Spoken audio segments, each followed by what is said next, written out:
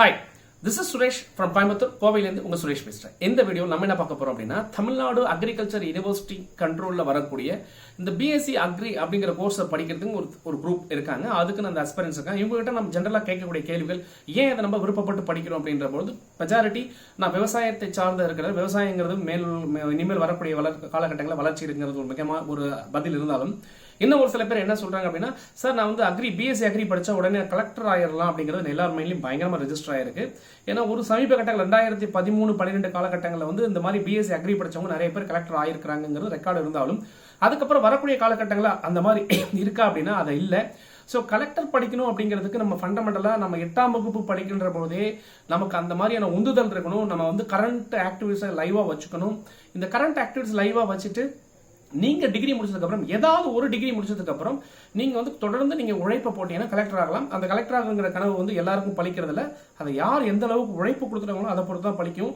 Bsc Agri முடிச்சா உடனே collector ஆகலாம் அப்படிங்கிற ஒரு தப்பான கருத்தை தயவு செய்து நீங்க எடுத்துருங்க. அதே சமயத்துல Bsc Agri படிச்சா கவர்மெண்ட் ஜாப்ஸ்ங்கிறது இன்னைக்கு இருக்கு, பெரும்பாலானவுக்கு இருக்கு. ஆனா அந்த இடத்துல போட்டி போறதுக்கும் இன்னைக்கு நிறைய பிரைவேட் இன்ஸ்டிடியூஷன்ஸ்ல மற்ற இடங்கள்ல வந்து வேற BE அக்ரிகல்ச்சர் இன்ஜினியரிங் கொண்டு வந்திருக்காங்க. இப்போ இவங்க உங்களுக்கு போட்டியாளராக வருவாங்கன்னா அதுல ஒரு சில முக்கியமான பாயிண்ட்டை பார்க்க வேண்டியிருக்கு.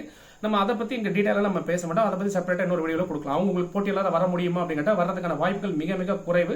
காரணம் வந்து நீங்க ஏற்கனவே வந்து அதாவது ICARன்னு சொல்லுவாங்க. உங்களுக்கு ஒரு கவுன்சில் இருக்கு, Indian agriculture council for research அப்படின்னு இருப்பாங்க.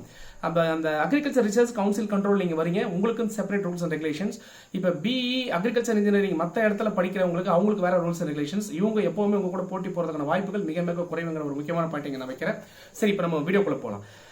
நம்ம வீடியோ முதல்ல பாக்குறவங்க நம்ம வீடியோ பிடிச்சிருந்தா சப்ஸ்கிரைப் பண்ணி ஷேர் பண்ணிக்க. தொடர்ந்து நிறைய எஜுகேஷன் அப்டேட்ஸ் நம்ம வீடியோல கொடுத்துட்டு இருக்கோம். இப்போ வீடியோக்குள்ள நம்ம போகலாம். தமிழ்நாட்டை பொறுத்தளவுல மொத்தம் தமிழ்நாடு இந்த அக்ரிகல்ச்சருடைய நீங்க வரலாறு தெரிஞ்சுக்கணும். சோ இந்த அக்ரிகல்ச்சர் அப்படிங்கிறது எப்ப ஆரம்பிச்சாங்க முதல் அப்படின்னு கேட்டீங்கன்னா 1876 வந்து முதல்ல நம்ம தமிழ்நாட்டை பொறுத்தவரை சைதாப்பேட்டையில வந்து நம்ம இது சம்பந்தப்பட்ட ஒரு இன்ஸ்டிடியூஷன் வந்து ஃபர்ஸ்ட் ஸ்டார்ட் ஆகுது. அதுக்கப்புறம் லேட்டர் டைம்ஸ் அப்படியே கொஞ்சம் கொஞ்சமா growth ஆகி 1906 வந்து பாத்தீங்கன்னா நம்ம தமிழ்நாட்டில் வந்து கிட்டத்தட்ட ஒரு 1000 ஏக்கருக்கு மேற்பட்ட ஒரு இடங்களை எடுத்து தமிழ்நாடு அக்ரிகல்ச்சர் யூனிவர்சிட்டிங்கிற ஒரு மிகப்பெரிய ஒரு வளாகம் வந்து அமைக்கப்படுது. ஸோ 1906 வந்து இதை கொண்டு வராங்க. அதுக்கப்புறம் நீங்க அப்படின்னு வரும்பொழுது வந்து பாத்தீங்கன்னா அவங்க முதல்ல அவங்களுக்குள்ள வந்து ஒரு இன்ஸ்டிடியூஷன் வந்து 1-2 இன்ஸ்டிடியூஷன்ஸ் வந்து அப்படியே படிப்படியாக டெவலப் ஆகி இன்னைக்கு 14 இன்ஸ்டிடியூஷன்ஸ் தமிழ்நாடு அக்ரி யூனிவர்சிட்டி கண்ட்ரோல்ல டைரக்டா வெவ்வேறு இடங்கள்ல தமிழ்நாட்டில் இருக்கக்கூடிய வெவ்வேறு மாவட்டங்கள்ல வந்து இந்த மாதிரி 14 இன்ஸ்டிடியூஷன்ஸ் வச்சிருக்காங்க. அது போக இந்த தமிழ்நாடு அக்ரி யூனிவர்சிட்டி கூட அஃபிலியேட் ஆன, அதாவது பிரைவேட்டா இருக்கக்கூடிய கல்லூரிகள் அப்படின்னு பார்க்கின்ற போது மொத்தம் 27 கல்லூரிகள் வந்து இந்த பிரைவேட்டான கல்லூரிகள் இருக்காங்க. இதுல முக்கியமா இந்த தமிழ்நாடு அக்ரி இந்த 14 வளாகத்துக்குள்ள வரக்கூடிய மொத்த சீட் ஒரு வருஷத்துக்கு எவ்வளவு அப்படின்னு கேட்டீங்கன்னா 1180 சீட் மட்டும் தான் கொடுக்குறாங்க. அது போக பிரைவேட் இன்ஸ்டிடியூஷன்ஸ்ல சீட்ஸ் இருக்கு. இந்த பிரைவேட் இன்ஸ்டிடியூஷன் இந்த சீட்டுக்கெல்லாம் மிகப்பெரிய கிராக். ஏன்னா இந்த அக்ரிகல்ச்சர் படிச்சு தான் ஆகணும்ன்றதுனால வந்து அந்த ஒரு கான்செப்ட் வரும். சராசரி இன்னைக்கு வந்து 7 லட்சத்துல 8 லட்சம் வரைக்கும் நம்ம டொனேஷன் அப்படிங்கறத நிறைய இடத்துல வாங்குறாங்க. அதுக்கு மேல வருஷத்துக்கான ஃபீஸ் பாத்தீங்கன்னா அங்க ஒரு 2.5-3 லட்சம் ரூபாய் பக்கம் ஃபீஸ் வாங்கக்கூடிய அளவுக்கு இந்த அக்ரி வந்து மிகப்பெரிய புரட்சி எடுத்திருக்குங்கிற பாயிண்ட் வந்து நம்ம இங்க ஸ்ட்ரெஸ் பண்ண ஆசைப்படுறோம். சரி, ஓகே. இப்போ வந்து நம்ம என்னென்ன கோர்சஸ் வந்து இந்த அக்ரி பேஸ்ட், இந்த Bsc Agriங்கிறது ஒன்லி Bsc Agri தான். இதுல வேற என்னென்ன கோர்சஸ் இருக்கு அப்படின்னு பார்க்கும்போது இந்த அக்ரிகல்ச்சர் சயின்ஸ் பேஸ்ட் கோர்சஸ் வந்து மொத்தம் 6 கோர்ஸ் இருக்கு. இந்த அக்ரிகல்ச்சர்ல டெக்னாலஜிக்கல் பேஸ்ட் கோர்சஸ்ங்கிறது ஒரு 4 கோர்ஸ் இருக்கு. மொத்தமே மேஜரா பார்த்தோம்னா 10 கோர்ஸ் வந்து நீங்க தமிழ்நாடு அக்ரி யூனிவர்சிட்டி கண்ட்ரோல் இருக்கக்கூடிய இந்த அக்ரி இன்ஸ்பெக்டர்ஸ் வந்து எடுக்கலாம்.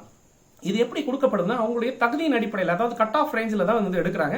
சராசரியாக 185 கட் ஆஃப்க்கு கீழே குறைஞ்சதுன்னா இந்த கனவுகள் எல்லாமே உங்களுக்கு வந்து பலிக்கிறதுக்கான வாய்ப்புகள் மிக மிக குறைவு. 180க்கு மேலாக இருந்தீங்கன்னா ஈஸியா நீங்க போகலாம். அதுக்கு கீழே வருகின்ற பொழுது பிரைவேட் இன்ஸ்டிடியூஷன்ஸ்ல பணபலம் இருந்தா நீங்க கொடுத்து வாங்குறதுக்கான வாய்ப்புகள் இருக்கும். இல்லைன்னா உங்களுடைய கனவு வந்து நிஜமாகிறது மிகப்பெரிய கடினமா இருக்கும். ஸோ 185 மினிமம் கட் ஆஃப் நீங்க பிக்ஸ் பண்ணிக்கீங்க ஒரு நல்ல இடத்துல ஈஸியா நம்ம போகிறதுக்கு. சார் அடுத்து நம்ம கட் ஆஃப் கால்குலேஷன்ஸ் அப்படின்னு வரும்போது என்ன மாதிரி கட் ஆஃப் கால்குலேஷன் எடுத்துக்கிறாங்க, இதுக்கு என்ன சப்ஜெக்ட் எடுத்துக்கிறாங்க அப்படின்னா +2ல நீங்க இதுக்கு முன்னாடி வந்து இப்போ எடுக்கும்போது மேக்ஸ் குரூப் ஃபர்ஸ்ட் குரூப், அதாவது மேக்ஸ், பிசிக்ஸ், கெமிஸ்ட்ரி, பயாலஜி இந்த 4 குரூப் எடுத்திருந்தீங்கனாலும் இந்த 4ல வந்து மேக்ஸுக்கு 50 மார்க், பிசிக்ஸ்க்கு 50 மார்க், கெமிஸ்ட்ரிக்கு 50 மார்க், பயாலஜிக்கு 50 மார்க், இந்த 50 கூட்டும்போது 200க்கு நீங்க என்ன மார்க் எடுத்திருக்கீங்களோ அதுதான் உங்களுடைய கட் ஆஃப் அப்படிங்கிற பாயிண்ட் ஆஃப் வியூல வருது. ஸோ அந்த பாயிண்ட் நீங்க எடுத்துக்கலாம் கட் ஆஃப். சரி, வேற எந்த பிரான்ச் படிச்சவங்க சார் பிளஸ் 2 படிச்சவங்க இது வரலாம்னு சொன்னீங்க. Again science, physics, chemistry, botany, zoology படிச்சவங்களும் இது உள்ளுக்குள்ள வர முடியும். அதே சமயத்தில் பிசிக்ஸ், கெமிஸ்ட்ரி, வேற ஏதாவது மேக்ஸ் பிளஸ் வெகேஷனல் கோர்ஸ் சொல்ற மாதிரி இந்த பயோடெக்னாலஜி, ஃபுட் டெக்னாலஜி, நியூட்ரிஷன் அந்த மாதிரி கோர்ஸ் எடுத்திருந்தாலும் வெகேஷனல் கான்செப்ட்ல இருக்கிறவங்களும் இதை 4th சப்ஜெக்ட் அந்த மாதிரி படிச்சா நீங்க உள்ள வரலாம். அப்போ 3 விதமான என்ட்ரி நீங்க உள்ள வரது வாய்ப்பு இருக்கு. பட் 3 விதமான என்ட்ரிக்குமே 185 கட் ஆஃப் அப்படிங்கிறது மினிமம் கட் ஆஃப் இருந்தா நீங்க நல்லா உள்ள வந்து நீங்க நினைச்ச மாதிரி படிக்க முடியுங்கிறத நான் கிளீன் பாயிண்ட் சொல்ல ஆசைப்படுறேன். சரிங்க சார், சயின்ஸ் பேஸ்ட் கோர்ஸ் சொன்னீங்க. இது என்ன ஃபர்ஸ்ட் கோர்ஸா இருக்கிறது சொன்னீங்கன்னா பிஇ இந்த இது ஹான்ஸ் சொல்லுவாங்க, ஹானரபிள் டிகிரிங்கிற மாதிரி. பிஇ ஹானர்ஸ் அப்படின்னா பிஎஸ்சி HONS ப்ரொஃபஷனல் டிகிரியா வரதுனால HONS டிகிரி தான் உங்களுக்கு டிகிரியில வரும். அப்ப ஃபர்ஸ்ட் வந்து பிஎஸ்சி அக்ரிகல்ச்சர் இன்ஜினியரிங் அக்ரி, அதான் sir not agriculture engineering sorry, BSc agri அப்படிங்கிற ஒரு டிகிரியை வந்து ஃபர்ஸ்ட் கொடுப்பாங்க. இதுக்கு அடுத்த லெவல் அப்படின்னு பாத்தீங்கன்னா பிஎஸ்சி ஹார்டிகல்ச்சர் அப்படிங்கிற ஒரு பாயிண்ட் இருக்கு. அடுத்தது என்ன பாத்தீங்கன்னா பிஎஸ்சி ஃபாரஸ்ட்ரி அப்படிங்கிற ஒரு பாயிண்ட் இருக்கு. இந்த ஃபாரஸ்ட்ரிக்கு ஒரே ஒரு காலேஜ் தான் நம்ம இருக்கிறது மொத்தமே, அது மேட்டுப்பாளையத்தில் இருக்கு. ரொம்ப கம்மியான சீட்ஸ் தான் அங்க இருக்கும், 40 சீட் அப்படின்னு நினைக்கிறேன். அந்த சீட்டுக்கு வந்து மிகப்பெரிய போட்டிகள் இருக்கும். அது 3வது பாயிண்ட். அடுத்தது அப்படின்னு வரும்போது ஃபுட் அண்ட் நியூட்ரிஷன் கோர்ஸ் அப்படிங்கிறது வந்து அந்த சயின்ஸ் பேஸ்ட் இருக்கு. அதுக்கப்புறம் பார்க்கும்போது அக்ரிகல்ச்சர் பிஎஸ்சி அக்ரி இன்ஜினியரிங் அப்படிங்கிற சாரி பிடெக் அக்ரி இன்ஜினியரிங் அப்படிங்கிற ஒரு கோர்ஸ் வந்து கொடுக்குறாங்க. அதுக்கப்புறம் பிஎஸ்சி செரிகல்ச்சர் அப்படிங்கிறது, இந்த செரிகல்ச்சர் அப்படிங்கிறதுக்கு ரொம்ப மினிமம் நம்பர் ஆஃப் சீட்ஸ் தான் இருக்கு.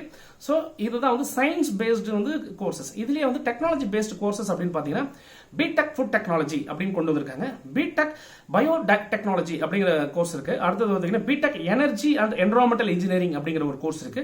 அப்புறம் பார்த்தீங்கன்னா பிஎஸ்சி அதில் வந்து அக்ரி பிசினஸ் அண்ட் மேனேஜ்மெண்ட், அதாவது பிசினஸ் பாயிண்ட் ஆஃப் வியூல நிறைய பேருக்கு ஆசை இருக்கிறவங்க வந்து இந்த லாஸ்ட் கோர்ஸ் செலக்ட் பண்ண கண்டிப்பா இருக்கும். BSc agri based business management அப்படிங்கிற கோர்ஸ் இருக்கு. மொத்தம் இந்த 10 கோர்ஸ் தான் இந்த யூனிவர்சிட்டி வந்து உங்களுக்கு ஆஃபர் பண்றாங்க. சரி, நெக்ஸ்ட் வந்து நம்ம இந்த இந்த இன்னும் ஒரு சில விஷயங்கள் பார்ப்போம். எத்தனை மாதிரியான இந்த மாதிரியான சீட்ஸ் இருக்கு, எவ்வளவு ஃபீஸ் வாங்குறாங்க அப்படின்னு பாத்தீங்கன்னா சராசரியாக உங்களுக்கு வந்து இந்த கவர்மெண்ட் கோட்டால போனீங்கன்னா கிட்டத்தட்ட உங்களுக்கு வந்து ஒரு 20,000 டியூஷன் ஃபீஸ் ஆகும். இதர ஃபீஸுகள் வந்து ஒரு 7,000 ஆகும். கிட்டத்தட்ட ஒரு 28,000 ரூபாய் சராசரியாக நீங்க வச்சிருந்தீங்கன்னா இந்த கவர்மெண்ட் பேஸ்ல போக முடியும். அதுவே நீங்க வந்து இந்த பிரைவேட் இதுலயே வந்து கவர்மெண்ட் கோட்டா இல்லாம நீங்க பிரைவேட் கோட்டா அப்படின்னு எடுத்தீங்கன்னு சொன்னா கிட்டத்தட்ட வந்து உங்களுக்கு ஒரு 60,600 ரூபாய் அப்படிங்கிற ஃபீஸா இருக்கு. பிளஸ் வந்து எக்ஸஸா ஒரு 8,000 ருபீஸ் ஆகும். மொத்தத்துல ஒரு 70,000 சராசரி. இதுல ஒரு 70,000 இதுல ஒரு 28,000 வச்சிருந்தீங்கன்னா நீங்க ஃபீஸ் ஸ்ட்ரக்சர் அப்படிங்கிற பாயிண்ட்ல போகுது. ரெண்டாவது எலிஜிபிலிட்டி அப்படின்னு கேட்டீங்கன்னா நான் ஏற்கனவே சொன்ன மாதிரி பிளஸ் 2ல வந்து இருக்கக்கூடிய இந்த மேக்ஸ் பிசிக்ஸ் கெமிஸ்ட்ரியில பயாலஜியில் இருக்கக்கூடிய கட் ஆஃப் லெவல் ரொம்ப முக்கியம். ரெண்டாவது ஏஜ் 21 வயசுக்குள்ள இருந்தா மட்டும்தான் நீங்க அப்ளை பண்ண முடியும். அதுக்கு மேல வந்து அப்ளை பண்ண முடியாது. ஆனா அதுவே எஸ்சி மற்றும் எஸ்டி பிரிவினருக்கு வந்து வயது வரம்பு கிடையாது, அவங்க தாராளமா. அதே மாதிரி நீங்க வந்து பிளஸ் 2ல சார் எத்தனை என்ட்ரி எடுத்துக்கலாம் அப்படின்னா நீங்க அட்டெம்ப்ட் அடிச்சிருப்பாங்கன்னு சொல்லுவாங்க இல்லைங்களா, அதுல வந்து ஃபர்ஸ்ட் 2 அட்டெம்ப்ட் மட்டும் இருந்தா அப்ளை பண்ணலாம். 2 அட்டெம்ப்ட்க்கு மேல நீங்க போறீங்கன்னா இதுக்கு அப்ளை பண்ணவே முடியாது. அதே மாதிரி எஸ்சி எஸ்டி பிரிவுகளுக்கு எத்தனை அட்டெம்ப்ட் இருந்தாலும் பரவாயில்லை அப்படிங்கிற மாதிரி சொல்லியிருக்காங்க. ஸோ நம்பர் ஆஃப் அட்டெம்ப்ட்ஸ் ரொம்ப முக்கியம், கட் ஆஃப்ங்கிறது ரொம்ப முக்கியம், ஏஜ் அப்படிங்கிறது ரொம்ப முக்கியம். இதெல்லாம் இருந்தால் நீங்க உள்ள போக முடியும். சரிங்க சார், அதுக்கப்புறம் நீங்க இன்னும் எவ்வளவு வந்து உங்களுக்கு இந்த கட் ஆஃப் மார்க்ஸ் அப்படின்னு பாக்குறாங்க இல்லையா, மினிமம் கட் ஆஃப் ரெக்யர்மெண்ட் அப்படின்னு ஒரு பாயிண்ட் இருக்கு. அதுல வந்து ஓசி கேட்டகரியில் நீங்க உள்ள வரீங்க அப்படின்னா குறைஞ்சபட்சம் 55 மார்க் இருந்தால் தான் நீங்க அப்ளை பண்ண முடியும். அதுக்கு மேல வந்து நீங்க அப்ளை பண்ண முடியாது. பிசி அப்படிங்கிற பட்சத்தில் குறைஞ்சபட்சம் 50 மார்க் நீங்க வாங்கியிருக்கணும், 50 கட் ஆஃப் இருக்கணும், அப்பதான் அப்ளை பண்ண முடியும், இல்லைன்னா அப்ளை பண்ண முடியாது. எம்பிசியா இருந்தீங்கன்னா 45% இருக்கணும், இல்லைன்னா அதுக்கு நீங்க அப்ளை பண்ண முடியாது. எஸ்சி எஸ்டிக்கு வந்து பாஸ் பண்ணாலே போதும் அப்படிங்கறத வந்து கொடுத்துருக்காங்க. இது வந்து இந்த கோர்ஸ்க்கான என்ட்ரி பண்றதுக்கான eligibility criterias. So next level ஆடும்போது டோட்டல் எத்தனை நம்பர் ஆஃப் சீட்ஸ் நம்ம சொன்னோம் இல்லைங்களா, அந்த சீட்டின் அடிப்படையில் கடைசி ஒரு புள்ளி விவரங்கள் அப்படின்னா மொத்தம் வந்து அக்ரி பேஸ்ல அக்ரி பிஎஸ்சி அக்ரி மட்டும் அப்படின்னு படிக்கணும்னு நினைக்கிற போது 620 சீட் மொத்தம் இருக்கு. இந்த 620 சீட் அந்த ஃபர்ஸ்ட் பாயிண்ட்ல. சரி, ஹார்டிகல்ச்சர் படிக்கிறது எவ்வளவு சார் அப்படின்னு கேட்டீங்கன்னா 165 சீட் மட்டும் தான் ஹார்டிகல்ச்சர் படிக்கிறதுக்கான சீட் இருக்கு. சரி, அப்புறம் நெக்ஸ்ட் வந்து பாத்தீங்கன்னா நம்ம ஏற்கனவே சொன்ன மாதிரி இந்த முக்கியமான பாயிண்ட் வந்து அந்த ஃபாரஸ்ட்ரி படிக்கணும்னு கேட்டவங்களுக்கு 45 சீட் தான், 40 சீட் தான் இருக்கு. ஸோ அந்த ஃபாரஸ்ட்ரி படிக்கிறதுக்கு. அதுக்கப்புறம் அப்படின்னு பாத்தீங்கன்னா உங்களுக்கு வந்து ஃபுட் அண்ட் நியூட்ரிஷன்ஸ் படிக்கிறதுக்கு அகைன் 45 சீட் தான் இருக்கு. உங்களுக்கு வந்து அக்ரிகல்ச்சர் இன்ஜினியரிங் படிக்கிறதுக்கு 110 சீட் இருக்கு. செரிகல்ச்சர் படிக்கிறதுக்கு 30 சீட் இருக்கு. அப்புறம் ஃபுட் டெக்னாலஜி படிக்கிறதுக்கு 55 சீட் இருக்கு. பயோடெக்னாலஜி படிக்கிறதுக்கு 55 சீட் இருக்குது. எனர்ஜி என்விரான்மெண்டல் அப்படிங்கிறது படிக்கிறதுக்கு 55 சீட் இருக்கு. அப்புறம் ஃபைனலா அக்ரிகல்ச்சர் அண்ட் பிசினஸ் மேனேஜ்மெண்ட் படிக்கிறதுக்கு 40 சீட் இருக்கு. இதெல்லாம் புட் டுகெதர் அப்படின்னு பார்க்கும்போது 1180 சீட். நான் ஏற்கனவே சொன்னேன், இது எல்லாமே ICAR அப்படிங்கிற ஒரு அங்கீகாரம் பெற்றக்கூடிய இதுவா வருது. ஸோ பிஎஸ்சி அக்ரி படிக்கணும்னு நினைக்கிறவங்களுக்கு இந்த விஷயங்கள்லாம் இருந்துச்சுன்னு சொன்னா நீங்க தாராளமா நீங்க உள்ள வரலாம். ஸோ இது இல்லாம நீங்க வந்து நான் பிஎஸ்சி அக்ரி இந்த மாதிரி போகணும்னு நினைச்சிட்டு இருந்தீங்கன்னா நீங்க வந்து கண்டிப்பா ஒண்ணு பணம் இருந்தா போக முடியும், இல்லைன்னா உங்களுக்கு கொஞ்சம் என்ட்ரி கஷ்டமா இருக்கும் அப்படிங்கறத சொல்றோம். தொடர்ந்து இன்னும் வேற ஏதாவது இன்ஃபர்மேஷன்ஸ் இருந்தா நம்ம தொடர்ந்து பேசுவோம். இணைந்திருங்கள். உங்களுடன் சுரேஷ், இணையத்திலும் இதயத்திலும். நன்றி.